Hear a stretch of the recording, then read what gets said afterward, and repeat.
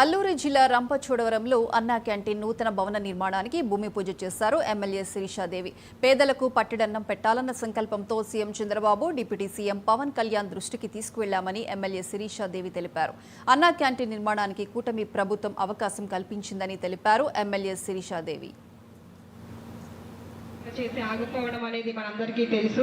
మళ్ళీ ఎక్కడైతే ఆగిపోయింది అదే ప్రాంతంలో మళ్ళీ మనం అన్నా క్యాంటీన్ ఏర్పాటు చేయడానికి ప్రభుత్వం ఈ యొక్క అన్నా క్యాంటీన్ ఏర్పాటు చేసుకునేటువంటి అవకాశం కల్పించింది. నేను ఎమ్మెల్యే అయిన మొదట్లోనే మన నియోజకవర్గంలో 11 మండలాలు ఉన్నాయి. ప్రతిదీ కూడా చాలా డిస్టెన్స్ లో ఉంటాయి. మండలానికి చాలా విస్తీర్ణం కలిగినటువంటి అతిపెద్ద నియోజకవర్గం మాది.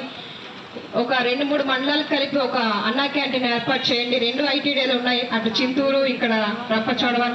ఈ పరిధిలో మాకు ఏర్పాటు చేస్తే మా యొక్క పేద ప్రజలకు ఎంతగానో ఉపయోగపడుతుందని ముఖ్యమంత్రి గారి దృష్టికి, లోకేష్ గారి దృష్టికి, డిప్యూటీ సీఎం గారి దృష్టికి కూడా తీసుకెళ్లాము.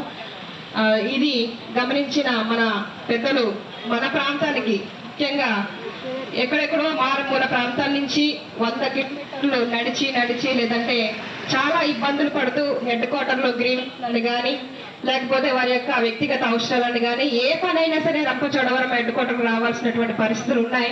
అన్నా క్యాంటీన్ శంకుస్థాపన చేసి ఆగిపోవడం అనేది మనందరికీ తెలుసు.